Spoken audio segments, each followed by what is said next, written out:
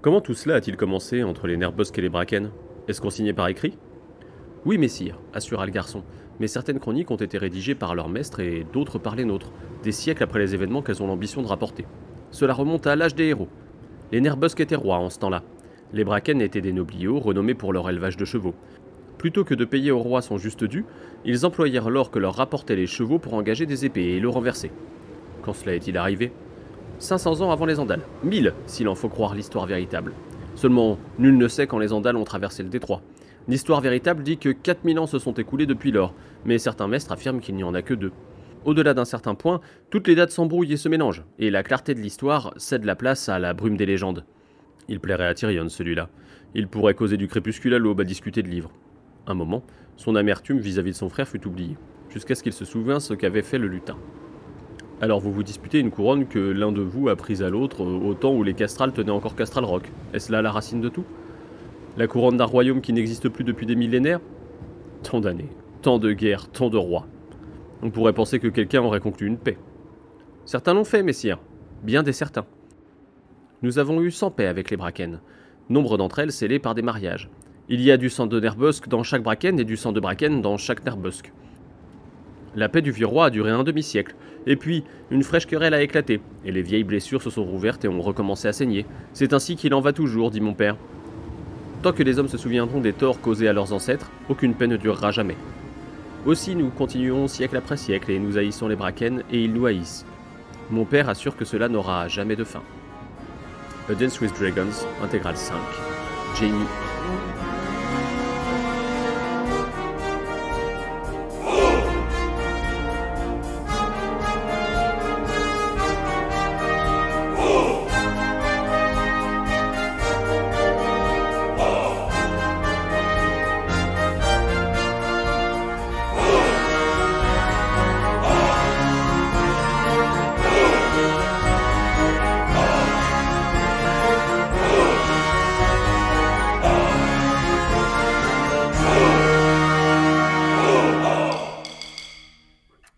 Qui de l'œuf ou de la poule? Du poney ou du baral? Qui a semé cette satanée graine de la zizanie au milieu du conflant en faisant une terre riche d'histoire, de sang et de bouillasse? Oui, aujourd'hui, une fois n'est pas coutume, je vais clamer mon amour pour le conflant, car nous allons nous intéresser à l'une de ses plus grandes rivalités. Ce genre de guerre interminable de type serpent qui se mord la queue. Oui, on va parler de ce que j'aime d'amour, et vous le savez déjà si vous avez écouté nos podcasts sur les feux noirs, nous allons parler des Braken et des Nerbosques. Alors soyez les bienvenus au match PSG-OM de Westeros, et pour commenter sportivement les rapports belliqueux entre ces deux maisons, j'ai avec moi Babar des Bois et Eridan qui se sentiront ici comme des dorniens au mur, car loin de leur domaine de prédilection. Eridan n'aura aucun cinglé de Targaryen à commenter, ou presque, et Babar des Bois sera très loin de la Macédoine. Salut les copains. La Mésopotamie. Mais je parlais de la salade. Ah, j'ai déjà fait cette blague, pardon.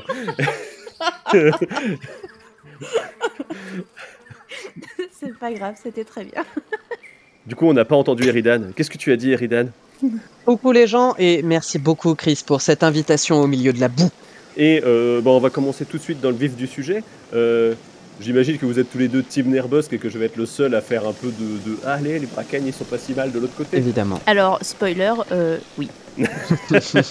Comment je suis trop pas étonné. Ceci étant dit, les Braken et les Nerbosques, pour ceux qui ne les connaissent pas vraiment, eh bien sachez que c'est tout à fait possible, parce qu'ils ont une représentation dans la série qui est, on va dire... assez à peine minoritaire. Babar, est-ce que tu peux nous en dire un peu plus sur la représentation des Braken et des Nerbosques dans la série? Ouais, alors en fait, les Braken et les Nerbosques n'apparaissent vraiment qu'en arrière-fond, mais de l'arrière-fond de l'arrière-fond. C'est-à-dire qu'on va essentiellement aller voir se balader quelques bannières Braken ou Nerbosques, entendre parler de certains lieux qui sont liés aux Braken et aux Nerbosques dans les dialogues, mais ça va pas être beaucoup plus. Alors peut-être si un élément pour ceux qui essentiellement regardent la série, les emblèmes Braken, vous allez ça va vous dire quelque chose puisque c'est un cheval rouge sur fond jaune et c'est le bouclier que porte Tyrion Lannister au moment où il est capturé par Catelyn Stark et où il est emmené en fait vers le Val d'Arin, et au moment de leur confrontation avec les clans de la montagne, eh bien il prend le bouclier et il frappe un membres, enfin un des sauvageons, hein, c'est pas sauvageons, mais des membres de clan de la montagne. Et comme la photo a pas mal tourné en fait en promo, c'est ce bouclier-là hein, qui est montré. Comment? Ce n'était pas un logo Ferrari? Incroyable, n'est-ce pas? Mais voilà, après sinon le reste, Bracken Nerbosque, pas grand-chose. Le personnage de Frost Sanglant, donc la corneille à 3 yeux, qu'on a dans la série, qui est Brynden Rivers, qui est un Nerbosque, un bâtard Nerbosque, n'est même pas mentionné à la fin de la série. Donc c'est vraiment très très faible, leur présence dans la série. Ce qu'on peut mentionner, c'est qu'on les voit apparaître en termes de temporalité dans Game of Thrones. On a beaucoup de mentions, encore que c'est assez parcellaire, hein, mais on les mentionne dans les saisons 1 et 2, puis saisons 3 et 4 et 5, c'est vraiment un gros passage à vide, et saison 6 et 7, ça va revenir, mais c'est quelque chose qui est valable pour plein d'autres éléments de lore qui vont revenir à partir de la saison 6.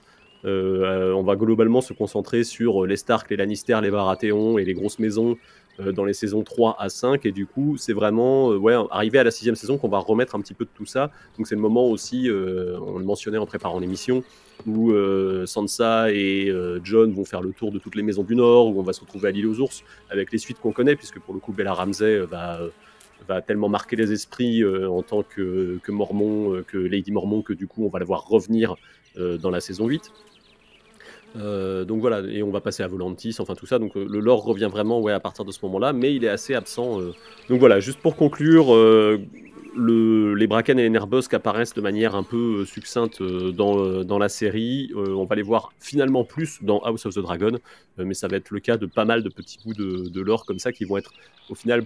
on va dire que les showrunners de House of the Dragon sont peut-être plus intéressés par le lore que ce que pouvaient l'être les showrunners de Game of Thrones, qui étaient vraiment concentrés sur la grosse histoire, la grosse épopée des personnages principaux. Je te relaisse la parole, Baba. Bien aimable à toi. Et donc, pour parler de la saga, pour le coup, les Bracken et les Nerbosque, on les a dès la première intégrale, donc dès Agot. Et même la première fois qu'ils sont mentionnés, ils sont mentionnés uniquement par ce côté rival qu'ils ont entre les deux maisons. Au départ, ils apparaissent avec simplement quelques éléments de background, donc cet élément-là, notamment le fait que ce sont donc deux lignées de maisons qui sont dans le conflant et qui sont ennemis, qui sont même des frères ennemis, hein, c'est une thématique qui revient et qui est développée. Et progressivement, il y a des éléments qui vont s'ajouter au fur et à mesure que Martin développe son univers et son histoire. Il y a des éléments qui vont se rajouter, l'histoire de ces deux familles va s'étoffer. Et on va en entendre beaucoup plus parler quand Martin va écrire l'histoire de l'univers, notamment lorsqu'il va écrire le règne d'Aegon IV et commencer à réfléchir aux rébellions Feu Noir. Pour en revenir donc à ces deux lignées, ce sont donc deux familles dont la rivalité semble dater de l'époque des premiers hommes. En tout cas, c'est c'est pas explicitement dit, mais le fait que ces deux familles soient décrites avec des cheveux sombres, là où en fait les Andals ont des cheveux plus clairs, laisse penser que ces deux familles sont donc bien des lignées qui remontent aux premiers hommes et que leur rivalité date à peu près de cette époque. Pour le reste, deux familles qui sont clairement opposées un petit peu dans tous les aspects. Les Bracken d'un côté, alors Bracken en anglais c'est le nom d'une espèce de fougère. Voilà, vous en faites ce que vous voulez. Ils sont bêtes en bouffer du foin, vraiment. Moi j'aurais dit ils poussent partout. Enfin tu vois, c'est un peu une espèce invasive, je sais pas quoi. Et un peu primaire aussi parce que la fougère ça date de la, c'est une des vieilles plantes hein, de la terre. Leur blason, donc on l'a évoqué, c'est un cheval rouge sur fond jaune, donc quand même avec des couleurs bien marquées hein, et un goût pas ouf, hein, même s'il y a du rouge. Et ce qui est donc leur religion, c'est la religion des Sept. Et ce qui est assez rigolo, c'est donc que Lord Jonos Bracken, donc le seigneur des Bracken au début de la saga principale, a 5 filles et un bâtard qui lui est blond d'ailleurs. Alors que à l'inverse, du côté des Nerbosques ou des Blackwood, donc bois noir si on veut faire la traduction littérale, le chef de la famille Nerbos, c'est donc Lord Titos qui a 6 fils et une fille. Donc déjà, rien que l'inversion, elle est marquée subtilement, entre guillemets, par Martin. Donc les Nerbosques, eux, de leur côté, alors ils sont plutôt décrits comme étant grands, comme étant assez maigres, et ce sont des adorateurs des anciens dieux, donc des affreux païens. Hein. Et il n'y a pas de chevalier donc chez les Nerbosques. C'est une ancienne famille qui vient du nord et qui aurait été exilée à cause des Stark. On ne sait pas trop ce qui s'est passé. C'est peut-être un élément qu'on apprendra par la suite. Et leur emblème, c'est donc un baral blanc sur fond noir avec des corbeaux noirs sur fond rouge qui entourent l'emblème principal. Donc là, on voit que voilà, plutôt dans les couleurs noires, alors que les Bracken étaient beaucoup plus flashy, on va dire. Et c'est une famille qui est très liée à la magie, mais on y reviendra par la suite. Bah, il y a un truc qui est intéressant à noter juste sur les noms. Ce sont 2 noms, qui font presque une allitération puisqu'on a Bracken Blackwood en anglais qu'on perd un peu en français à la traduction, même beaucoup. Sans que les 2 familles sont liées, rien qu'avec les noms, c'est quelque chose que Martin aime bien. Et là, dans ce que tu décrivais par rapport aux familles qui ont les cheveux noirs et les cheveux blonds, je me demande s'il n'y a pas encore une fois Martin qui fait un petit placement de et ça c'est important pour la suite, quoi. Mais puisqu'on est dans l'intégrale 1 Alors, au moment où ils apparaissent. les 2 familles sont vraiment noires de poil, hein, mais oui, effectivement, tu as vraiment cette idée que c'est des vrais frères ennemis, quoi. Ils se ressemblent et en même temps ils sont différents, et en même temps ils ont la même histoire, ils partagent une histoire sanglante, mais en même temps, bah, ils arrivent pas jamais à se réconcilier. Et en même temps, plus tard, on nous dit que, bah, en fait, il y a autant de sang Nerbosque que de sang Bracken à l'intérieur des 2 familles, parce qu'il y a eu moult et moult mariages. Mais ils arrivent quand même pas à s'entendre les uns avec les autres. Il faut forcément qu'un jour, à un moment donné, il y ait un Bracken qui se dise tiens, je vais taper sur un Nerbosque et réciproquement, Et quoi. au point que c'en est même devenu un comic relief chez les fans, en fait, et ce dont Martin est très conscient. Après, derrière, effectivement, tu parles de la thématique des frères ennemis, et aussi de la perpétuation de la haine. Et bah là, pardon d'infâme, mais ça fait aussi thématique très shakespearienne, en fait, l'histoire de la vengeance, de la haine qui se perpétue de lignée en lignée. Je trouve que c'est aussi une façon de montrer un peu la vacuité et le gâchis d'affaires d'honneur mal placées, hein, souvent une thématique chez Martin. Et ça peut éventuellement aussi être une façon de refléter les querelles du royaume qui sont incessantes. Il y a presque une fatalité hein, dans l'idée, si tu nais Bracken ou si tu nais Nerbosque, tu sais qu'un jour ou l'autre, tu vas te taper avec ton voisin, quoi. Et justement, un jour ou l'autre, parlons-en. Eridan, qui est-il aux origines de cette rivalité, de cette haine? Est-ce qu'on en sait un peu plus sur l'histoire de cette famille, qui est, comme tu disais, un peu plus décrite au moment où Martin élargit son univers, donc à partir de Fist for Crows? Alors, à un moment donné, quand Jaime Lannister va venir lever le siège de Corneilla, on va vraiment avoir une plongée dans cette rivalité, dans ces histoires familiales. C'est Vraiment un des d'ailleurs vraiment meilleurs le chapitres. moment. Et bien sûr, Chris, le meilleur, c'est évident, avec de la boue, des hommes à poil et beaucoup de bêtises. Bref, donc c'est vraiment, oui, le moment où on va les entendre parler, où on va les voir, ces Bracken et ces Nerbosques, plus qu'à tout autre moment, à mon sens.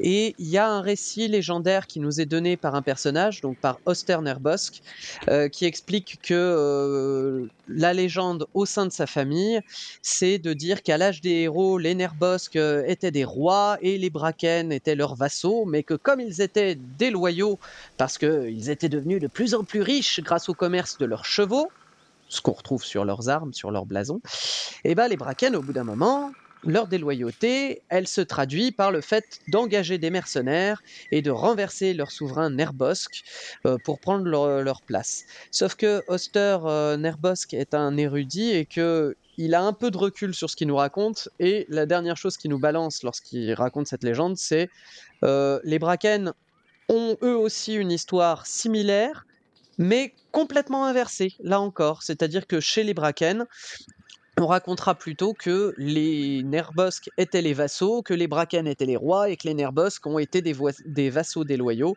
et qu'ils ont trahi les Braken et que du coup c'est eux les méchants. Là encore, c'est très intéressant de voir à quel point les légendes familiales peuvent influencer sur la perception qu'on va avoir de l'autre et sur la perception qu'on va avoir de soi-même. Bon bref, encore une thématique très martinienne, je vais pas rentrer plus dans le détail que ça.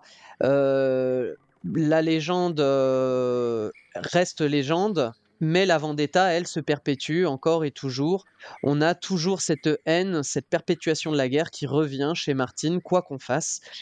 Du coup, au fur et à mesure des siècles, il y a eu beaucoup de médiation entre les deux familles, hein, des tentatives de réconciliation, de métissage, des mariages pour assurer les alliances.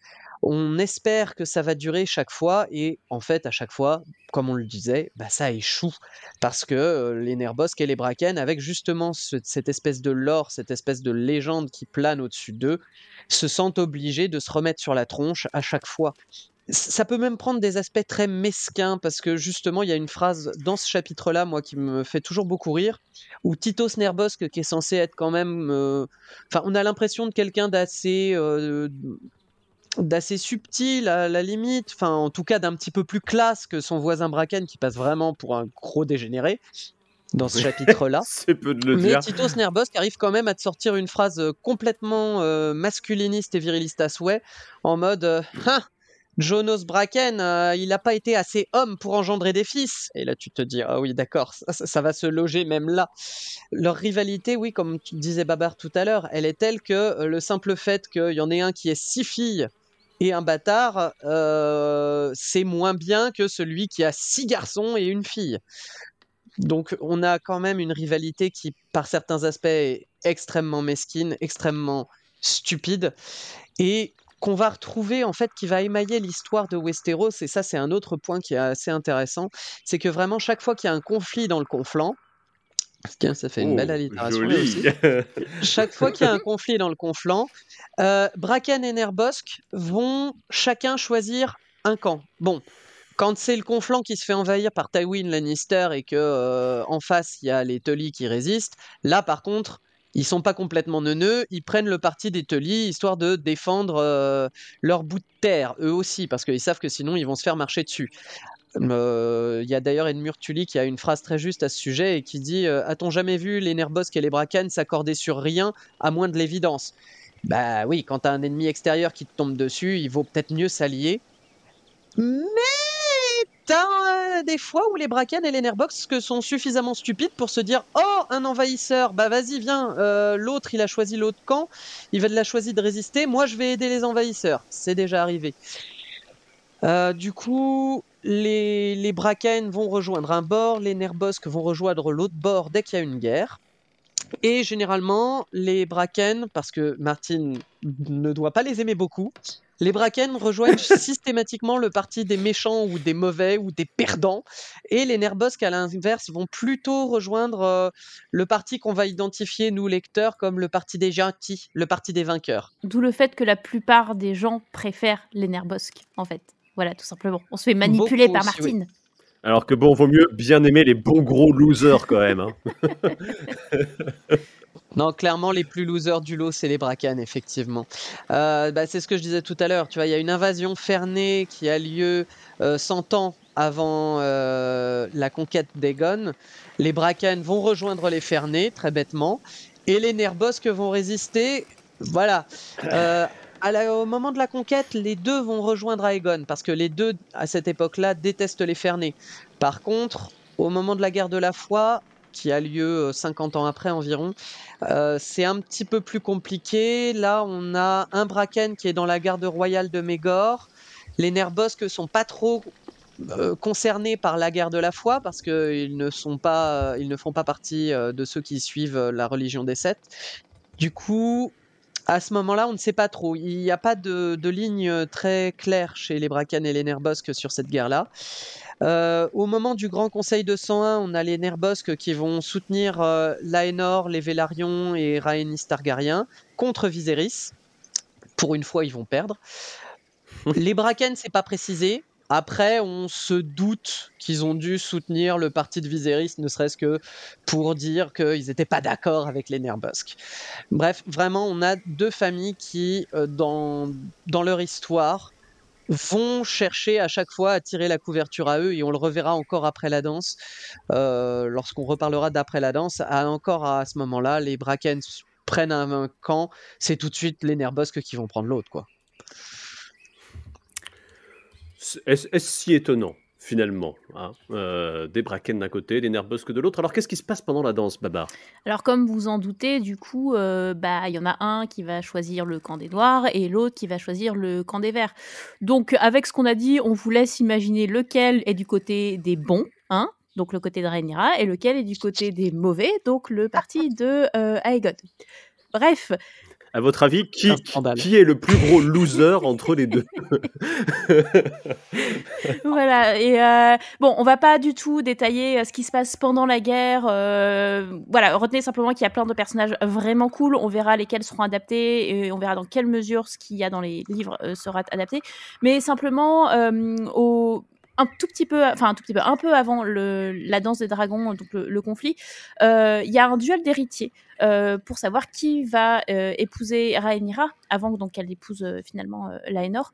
Et il y a donc un prétendant Nerbosque et un prétendant Bracken qui s'affrontent et qui font un duel pour savoir lequel des deux épousera Rhaenyra. On a un écho de ce duel dans House of the Dragon, puisque on a une dispute qui éclate, c'est dans l'épisode 4, entre deux personnages alors qui pour le coup sont inventés, enfin sont pas les mêmes que ceux dans les bouquins, qui sont, alors dans les bouquins c'est Samuel Nerbosque et Amos Bracken, et dans House of the Dragon c'est Willem Nerbosque et Jérel Bracken. Voilà, donc le petit détail pas très utile, mais en tout cas ce sont pas les mêmes, sauf que dans House of the Dragon ça se finit beaucoup plus violemment que dans la saga papier, puisque on a vraiment, à l'image de comment la violence est traitée de toute façon dans la série, un mort qui est totalement gratuit et sans conséquence. Hein, la violence est traitée de cette façon dans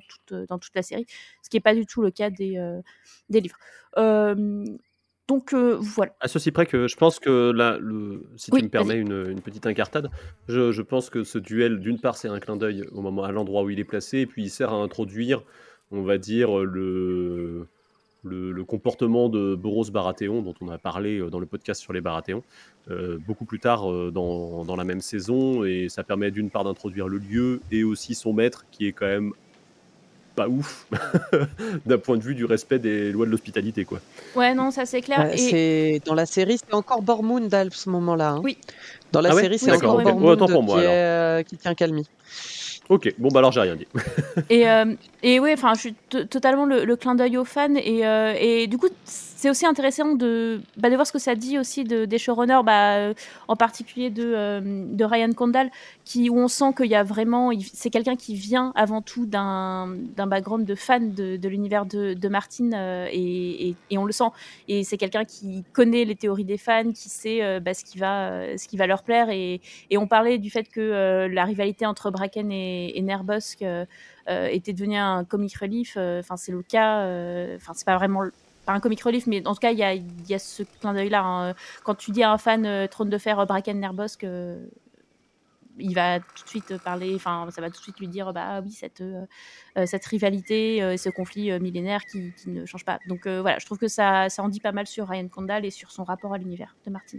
Oui, puis au final, je pense qu'on avait tous un petit sourire à ce moment-là quand on a vu les deux s'opposer. Alors avant qu'ils en viennent aux mains, en tout cas, on a tous eu le petit moment de est-ce qu'ils sont bêtes, ils l'ont mis, quoi. Voilà. Et après la danse, Eridan, comment est-ce que ça se passe? Est-ce que les Bracken et les Nerbosques ont retenu des leçons des différentes erreurs qu'ils auraient pu commettre? Mais évidemment, après la danse, ils réalisent la vanité de leur querelle et ils l'abandonnent. Pas du tout. Pas du tout. Non, la querelle perdure. Alors, elle se calme par moments, elle revient par d'autres. Déjà, ils vont pas avoir tout à fait la même histoire, parce que ce qu'il faut noter, c'est que à partir du moment où les 7 couronnes sont réunies sous la houlette des Targaryens, les Targaryens vont essayer de tisser des liens entre leurs différents vassaux, entre les différents territoires, et notamment après la danse des dragons, ils vont... C'était l'un des buts de la famille Targaryen à une certaine époque, mais il va y avoir de plus en plus, à partir de cette époque-là, de liens entre la famille Stark et des familles au sud du Neck, donc dans les royaumes sudiers. Notamment, les Nerbosques vont être mariés par 2 fois aux Stark, ce qui est assez rare, parce que les Stark se marient généralement avec des Nordiens. Pourquoi ils choisissent les Nerbosques? Tout simplement parce qu'ils partagent les mêmes dieux et bon, dans le cas de Cregan Stark, on a une jolie petite histoire comme quoi il est tombé amoureux d'Alizan Nerbosque. Bref, pour tout ce qui est de la relation aux Stark, de toute façon, il y aura sûrement un passage dans le podcast sur les Stark. Au rapport qu'entretiennent les Stark avec les royaumes du Sud. Bref, quoi qu'il en soit, la rivalité Bracken-Nerbosque, elle va surtout se retrouver ravivée à l'époque d'Aegon IV, effectivement. Comme on le disait tout à l'heure, il va y avoir une espèce de lutte d'influence pour savoir quelle famille va réussir à mettre une de ses filles dans le lit du roi. Là-dessus, je vous renvoie au podcast Feu Noir qu'on avait pu faire l'année dernière, notamment sur les maîtresses d'Aegon IV, d'Aegon l'Indigne. Cette rivalité qui va se poursuivre jusque dans le lit du roi, elle va donner lieu à la naissance de 2 bâtards que tout va opposer, là encore, et qui vont eux aussi être en rivalité comme leur famille. C'est bien sûr les grands bâtards Aegor Rivers, dit Aigracier, et Bryndon Rivers, dit Freux Sanglant. Le fait qu'ils aient le même nom de famille ne veut absolument rien dire par rapport au lien qui les unit. Bref, ça continue à se castagner. Même quand tu es bâtard issu d'Aegon IV, tu continues à porter en toi la haine familiale. Et puis, évidemment, arrivent là-dessus les rébellions Feu Noir qu'on avait évoquées. Et comme toujours, les Nerbosques prennent un parti, les Bracken en prennent un autre. Aigracier, le bâtard Bracken, et les Bracken prennent le parti de Daemon Feu Noir, le rebelle, le parti de la loose donc, et Freux Sanglant et les Nerbosques prennent le parti de Daeron le Bon, le parti des winners donc. Alors sur le papier, c'est pas si évident que ça au moment où ça se déclenche. Autant je trouve que du côté de la danse des dragons, Aegon 2 a quand même l'air tout l'apanage d'un bon gros loser. Autant là, je trouve que ça se sur le papier, c'était pas fait. Alors, ça pourrait se discuter, mais je laisse ça pour une prochaine fois. Et puis, on vous renvoie je pense qu'on en a déjà discuté pour le coup. Mais... En plus. Par la suite, du coup, les Bracken vont quand même rester à Westeros. Ils font pas partie des exilés, à notre connaissance, en tout cas. Ce qui est plutôt étrange en soi, d'ailleurs, parce qu'il y a des familles qui se sont retrouvées... exilé pour moins que ça. C'est vraiment parce que plus tard, Martin, comme il les a déjà mis au début de la saga, il peut pas raconter dans le lore du tome 4 qu'ils se sont fait virer de Westeros. Il y a un peu de ça quand même. Après, c'est pas anormal dans le sens où il y a d'autres familles qui étaient impliquées du côté de Daemon. Je pense notamment essentiellement à Lord Pyke, Gormon Pike, ou Pyke, prononcez-le comme vous voulez, qui va lui aussi rester à Westeros dans un premier temps, et qui va rester et respecter, entre guillemets, les lois de Daeron, en tout cas un certain temps. Bon, quoi qu'il en soit, au moment de la seconde rébellion Feu Noir, donc 20 ans après la première, il y a toujours, bien sûr, des tensions entre les Bracken et les Nerbosques. Et c'est des tensions qui vont être ravivées d'autant plus que l'un des descendants Bracken, qui s'appelle Otto, va foutre la merde, pour le dire très gentiment. Mais j'ai l'impression que les Otto dans la famille de Martin, dans les écrits de Martin, les Otto foutent souvent la merde en fait. Otto Bracken, on l'appelle également la brute de Bracken, et il va tuer un Nerbosque lors d'un affrontement qui était censé être amical, et ça va complètement raviver les tensions. À une époque où les Nerbosques ont quand même leur cousin qui est main du roi, Freux Sanglant à ce moment-là est devenu main du roi, donc ça commence à sentir mauvais pour les Bracken, et pour le moment on n'a pas le fin mot de tout ça, mais Martin a commencé à faire monter la mayonnaise autour de cette histoire-là dans les nouvelles de Dunkelhoff. Pour la suite, On n'a pas beaucoup d'autres éléments de rivalité et de guerre entre les deux, mais par contre, à un moment donné, Aegon V, encore et toujours lui, va tomber amoureux d'une jeune fille qui s'appelle Beta la Noire. Et pourquoi Beta la Noire? Parce qu'elle vient de la famille Blackwood, donc de la famille Nerbosque. À ce moment-là, Aegon V est quatrième ou même plus d'ailleurs dans l'ordre de succession, donc il se marie par amour à sa Nerbosque de femme. Sauf que par la suite, Aegon devient roi et ça, a priori, ça aurait pu poser quelques problèmes. On se doute que les Bracken n'ont pas été ravis de voir une fille Nerbosque devenir reine des 7 couronnes. Mais on ne sait pas si ça a créé des tensions particulières avec la couronne à ce moment-là. Par la suite, je ne crois pas que les Bracken se soient beaucoup liés aux autres rébellions Feu Noir jusqu'au règne d'Aerys. Donc, a priori, même au moment de la rébellion de Robert, Bracken et Nerbosque auraient pris le même parti et auraient suivi les Tully, a priori. En tout cas, il n'est pas mentionné qu'il y ait l'une ou l'autre des familles qui ait été particulièrement loyaliste aux Targaryens. Voilà. C'est intéressant que tu mentionnes le Aegon V et Beta la Noire pour terminer. Enfin, en tout cas, juste avant ta petite conclusion, parce que Aegon V est un personnage qui est lié à quelque chose d'un petit peu magique. On le voit un peu dans les nouvelles de Dunkelhoff, parce qu'il va côtoyer, notamment dans la 3e nouvelle, des personnages qui font des rêves un peu étranges. Mais ça va un peu dans le sens aussi où il s'est passé quelque chose à l'estival avec lui, mais on ne sait pas bien quoi. Il va y avoir tout un tas de choses un peu occultes autour du personnage d'Aegon V. Et le lien avec les Nerbosques se ressent, puisque les Nerbosques sont en lien avec la magie de l'univers du Trône de Fer, si on peut appeler ça de la magie, puisque c'est quand même très low fantasy. Babar, tu peux nous en dire un peu plus à ce niveau-là? Ouais, c'est une thématique en fait qui est surtout développée autour du personnage de Brynden Rivers, donc dont on a parlé, hein, le bâtard nerbesque d'Aegon IV, enfin l'un des. Brynden Rivers, déjà de son vivant, enfin à partir du moment où à l'époque où il était un personnage important sur la scène politique targaryenne, il a la réputation d'être sorcier, hein, parmi la population de Westeros. Alors, le lecteur sait que c'est vrai, pour le coup, hein, parce que on sait que... Alors, on sait. Il est très très probable qu'il ait eu à faire un sortilège de dissimulation lorsqu'on le croise dans l'une des nouvelles de Dunkelhoff, c'est dans la 3e, et à ce propos, on vous renvoie d'ailleurs à... alors, c'est à la fois une vidéo de Werther de la Garde, un podcast également narré par Werther, et une théorie, un article de blog sur justement qui est... alors, je me souviens plus du nom du personnage, Eridan.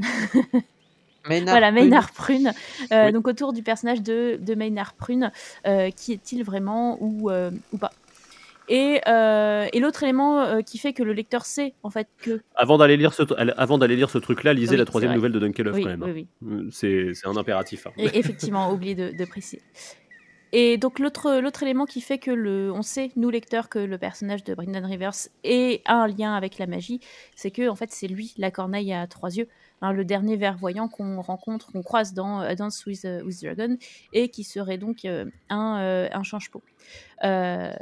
Et alors, je vous renvoie aussi, il y a un article, alors qui date un petit peu maintenant, mais qui avait été écrit par Drozo, justement autour de ce personnage de Brynden Rivers, donc Freux Sanglant, qui se trouve sur le blog.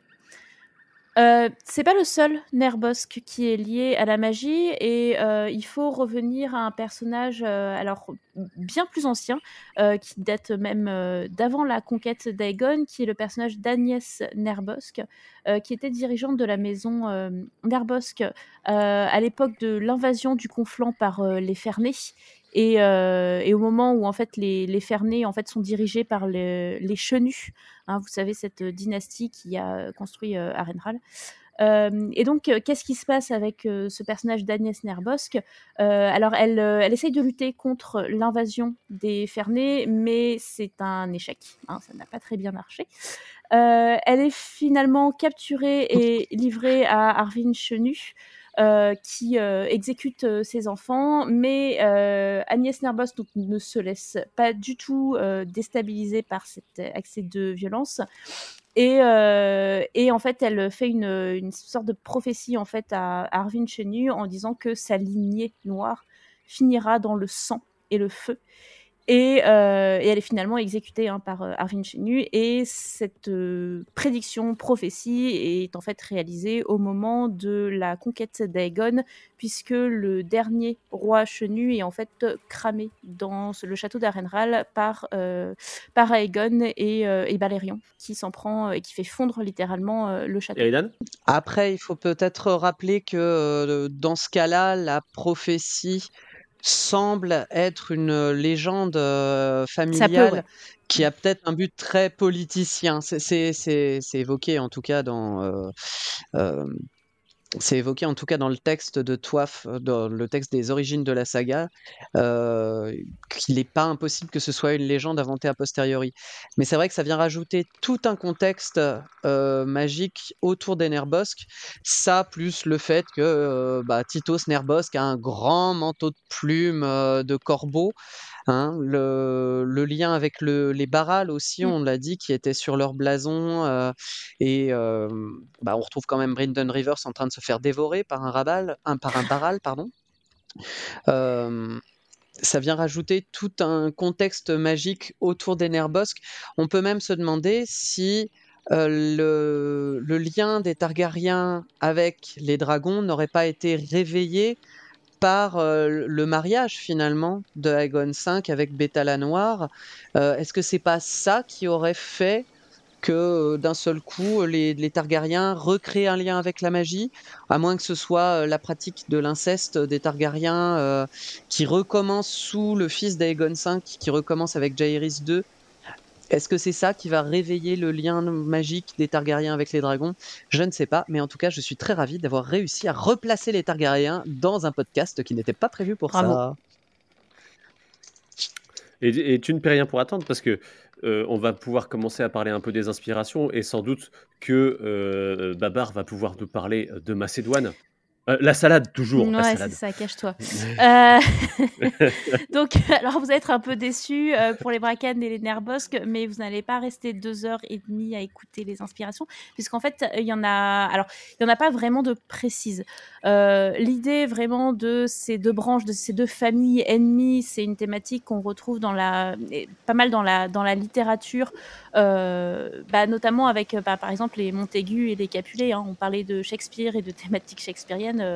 Les deux familles ennemies qui se détestent sur des siècles et des siècles, au point qu'on ne fréquente pas l'autre, c'est quelque chose qu'on retrouve donc dans Roméo et Juliette. Il nous manque, ceci dit, le petit couple d'amour interdit entre Bracken et Nerbosk. J'attends ça avec impatience dans Tour. Du point de vue de l'histoire, on peut éventuellement penser à l'affrontement entre les Armagnacs et les Bourguignons, donc qui sont en fait deux branches cadettes de la dynastie des Valois, et qui s'affrontent au tout début du XVe siècle. Alors on est en plein pendant la guerre de 100 ans, et en fait ces deux branches rivales s'affrontent pour savoir qui aura la régence du roi Louis VI de France. Et clairement cette rivalité, hein, c'est parce que c'est vraiment une guerre civile, hein, ça a été qualifié de guerre civile. Cette guerre-là entre ces deux branches, de branches rivales, a aussi pu inspirer Martin. Il en parle pas, mais comme on sait qu'il a pas mal pris dans la guerre de 100 ans, c'est forcément quelque chose qu'il connaît et qu'il a peut-être réinvesti. Eh bien, Babar, tu disais qu'il te manquait ton petit couple de Bracken et de Nerbosk. Dis-toi, ça a été une des idées à révéler James Seabird à propos de la comédie musicale de Broadway. Incroyable. Ah, ça aurait fait le... Tellement cliché. C'est pas vrai du tout, mais je me suis surpris à essayer d'imaginer ce à quoi ça pourrait ressembler. Alors vous allez vous poser 2 secondes, et je me suis fendu d'un petit paragraphe où je me suis dit, allez, à quoi ça pourrait ressembler quelque chose autour des Bracken et des Nerbosk.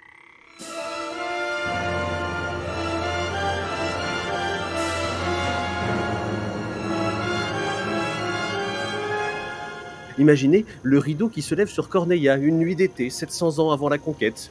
la brise douce qui s'élève entre les feuilles rouges du baral et pour un peu, on dirait presque que le visage tordu de l'arbre sourit. Profitant de l'obscurité, une silhouette toute de noir vêtue s'avance en sifflotant. Il s'agit d'Anton Bracken qui a déserté la garde de nuit dans le but d'arriver jusqu'ici. Il se dirige vers une loggia du château, dissimulée par sa tenue, et dans la nuit, il appelle « Maria, Maria, Maria !» Et à la fenêtre, une chandelle s'allume, Maria Nerbosque apparaît. Les deux jeunes gens se retrouvent, vivent leur amour pourtant interdit par la naissance au sein de ces deux familles que tout oppose, et seulement voilà, quand les Nerbosque apprennent le retour d'Anton, c'est la bagarre avec les Bracken, notamment les aînés des deux familles qui ne peuvent pas se piffrer, Rifan Bracken et Tybalt Nerbosque, bien décidés à en découdre. Tybalt tue Rifan, Anton tue Tybalt, les Bracken en fuite après ce dernier assassinat trouvent refuge à l'auberge du Carrefour. L'histoire remonte jusqu'à Akalmi, jusqu'au roi Duran IX Durandon, Duran pour les intimes, qui se dépêche à ce moment-là, son chevalier fiefé, Sir Stémon sur place, ce grand gaillard que certains surnomment l'Armoire, retient Maria à Corneilla. Ouais, je dis retient car elle doit de son côté retrouver Anton à l'auberge. Les deux amants ont en effet prévu de fuir en Essos pour vivre leur passion, loin des luttes ancestrales de leur famille. Hélas pour eux, le septon Lorenz, qui sert de messager entre les amants, est aussi le crush secret d'Anton. Il profite de l'occasion pour se débarrasser de sa rivale. Il annonce à Anton que Maria a succombé à la vengeance de Tikos Nerbosque, le frère de Tybalt, et qu'elle a été pendue. Anton provoque alors Tikos devant les murs de Corneilla. Celui-ci le tue d'un carreau d'arbalète, ne lui accordant même pas le duel qu'il réclame. Maria assiste à la scène et se jette du haut des remparts de chagrin, rendant son dernier soupir aux côtés de son amant. Alors que la nuit tombe encore une fois sur le conflant, le septon Lorenz, qui pleure aussi bien ses actes que son amour mort par sa faute, lance une malédiction. Il hurle dans la nuit, la peste soit de vos deux maisons, et derrière lui, dans la lumière du soleil couchant qui éclaire les larmes de sang du baral, les feuilles beurrent et se mettent à tomber une à une pour ne plus jamais repousser. Rideau, voilà le script de ce qui aurait pu être Westeros Side Story du coup. Bravo, bravo. Est-ce que tu as pensé à poser ta candidature, Chris? Ouais, parce que en fait, après, du coup, je me suis dit, c'est vrai que Raegar, Lyanna, tout ça, c'est pas assez shakespearien finalement. Je pense que ça aurait été vraiment une meilleure idée de faire un truc sur les Bracken et les Nerbosque. Non, on est d'accord. Et puis, ça aurait changé des targs. Voilà.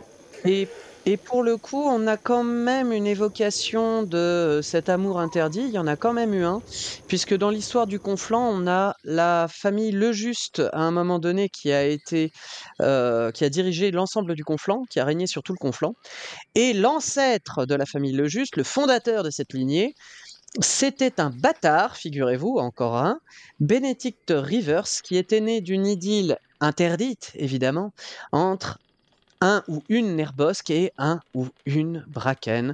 Méprisé toute sa vie durant, en tout cas tout le début de sa vie, il va devenir le plus grand guerrier de son temps, un chevalier émérite, sous le nom d'abord de Bénédicte le Téméraire, puis ensuite de Bénédicte le Juste, et il va recevoir finalement le soutien des deux maisons rivales, ce qui va lui permettre d'unifier l'ensemble du Trident. Donc comme quoi, Chris, ce que tu proposes, c'est peut-être juste l'origin story de notre ami Bénédicte le Juste. Bon.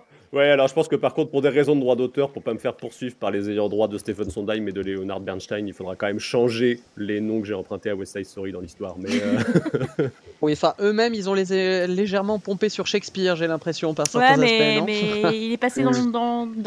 Il n'y a plus de droit d'auteur sur Shakespeare. Ah, du coup, ça passe, c'est vrai. du coup, c'était ta théorie crackpot, Eridad? Eh bien non, car figurez-vous qu'à la fin de Game of Thrones, il y a quelque chose qui m'est apparu, mais clair comme de l'eau de roche, et c'est ma théorie crackpot du jour. Je n'aurai jamais l'occasion d'en parler ailleurs, donc j'en parle aujourd'hui. J'ai une théorie crackpot sur les Bracken et les Nerbosque. Sortez votre meilleur popcorn et vos 8-6 de Coca-Cola, bien sûr, et vous allez un petit peu me dire ce que vous pensez de ça. En fait, Est-ce qu'il y a des Targaryens?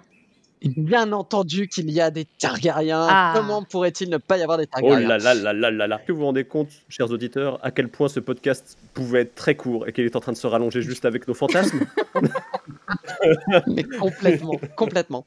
Je me suis demandé en fait à quel point Martin faisait du lien entre les différents éléments de son lore et à quel point est-ce qu'il nous avait pas teasé la fin de Game of Thrones en fait quelque part.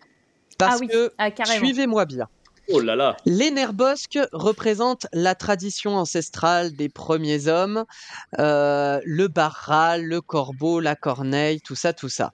Bref, ils symbolisent essentiellement Bran Stark, qui va devenir lui-même un ver-voyant, une corneille à 3 yeux, un corbeau, un Barral, tout ce que tu veux. Les Bracken, à l'inverse des Nerbosques, ils sont beaucoup plus dans l'adaptation. Quand les Andals arrivent à Westeros, eh ben, Ah oui, c'est les comme ça Bracken qu'on appelle ça, de l'adaptation. vont s'adapter, vont épouser la religion des Andals, ils vont adopter leurs traditions, devenir chevaliers et tout ce que vous voulez. Or, qu'est-ce qu'on trouve sur les armes des Bracken? Un cheval rouge.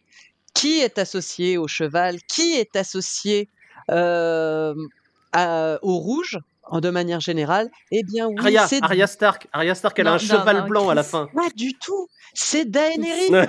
C'est Daenerys qui est associée aux montures rouges. C'est elle qui est associée aux chevaux à travers les Dothraki. C'est elle qui est associée au rouge à travers le propre blason de sa famille.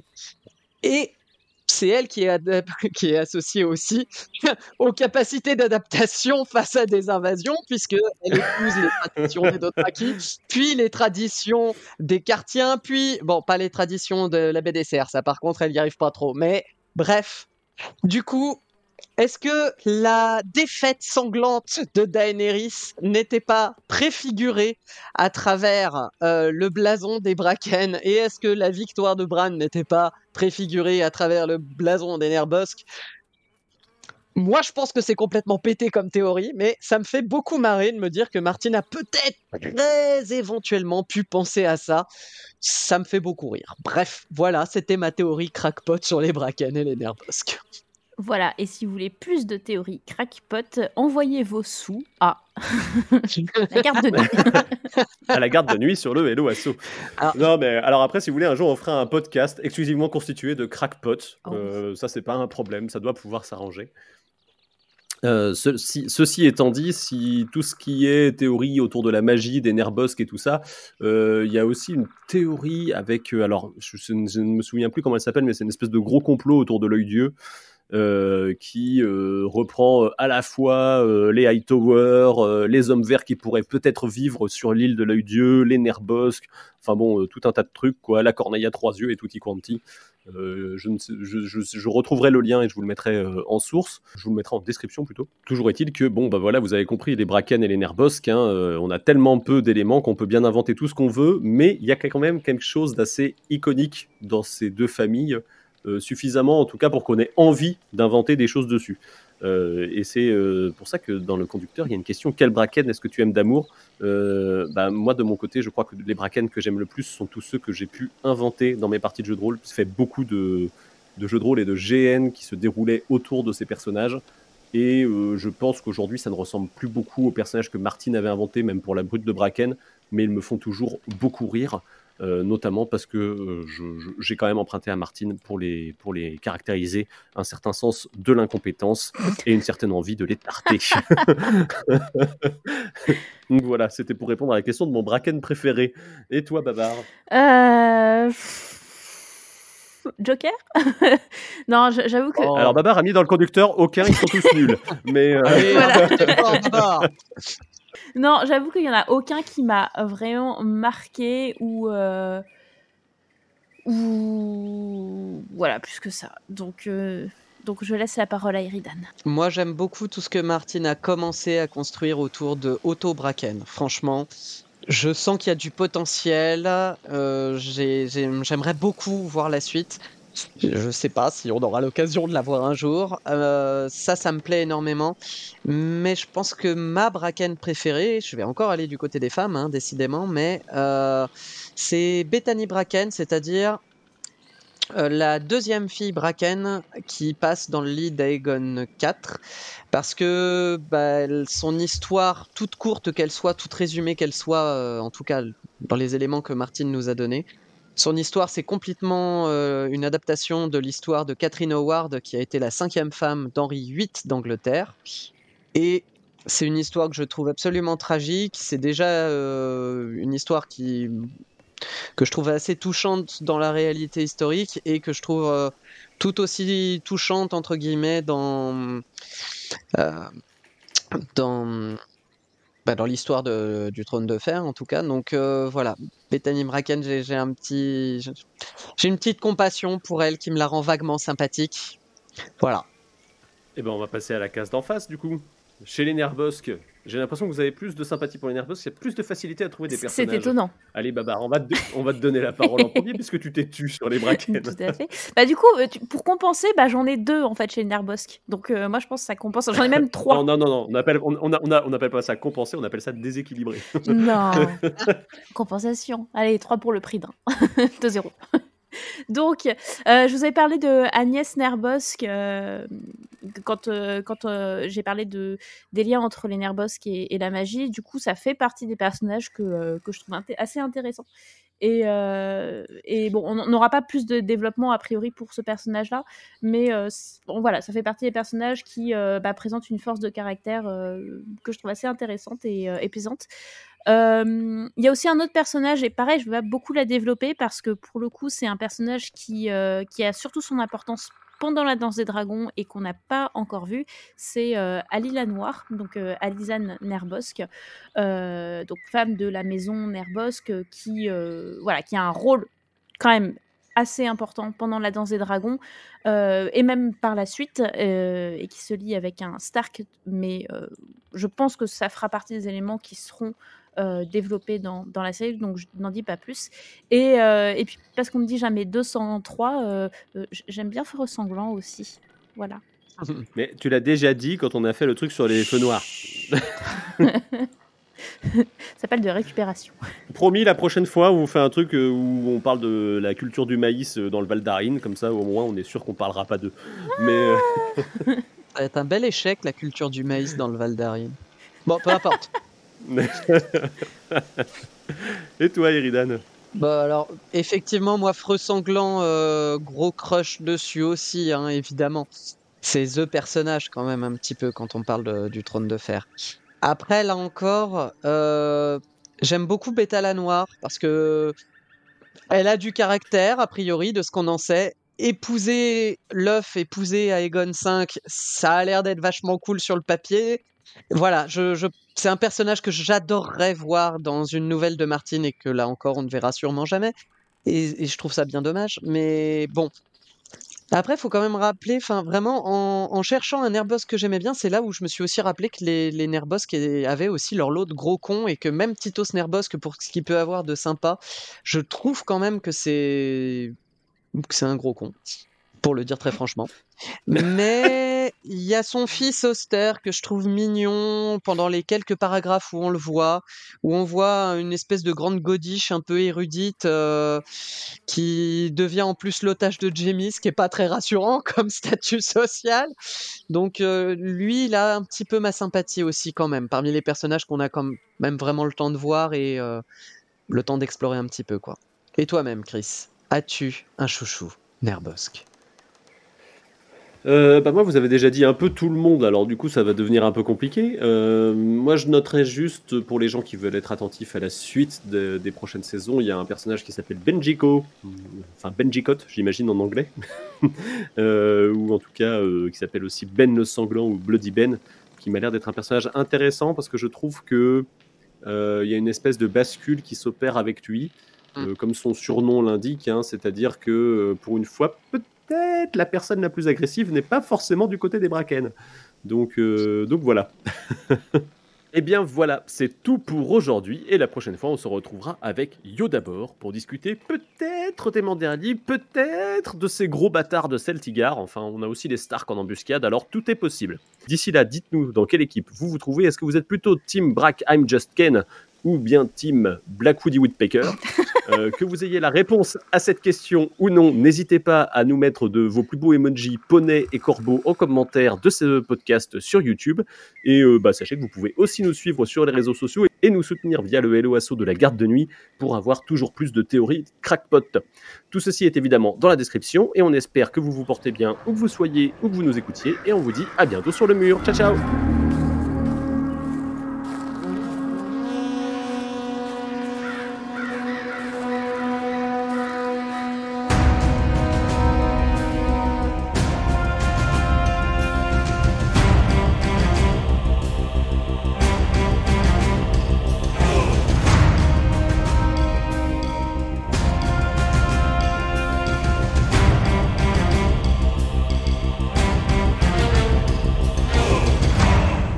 Cri, cri, reviens, cri, cri, reviens, cri, cri, reviens parmi les tiens.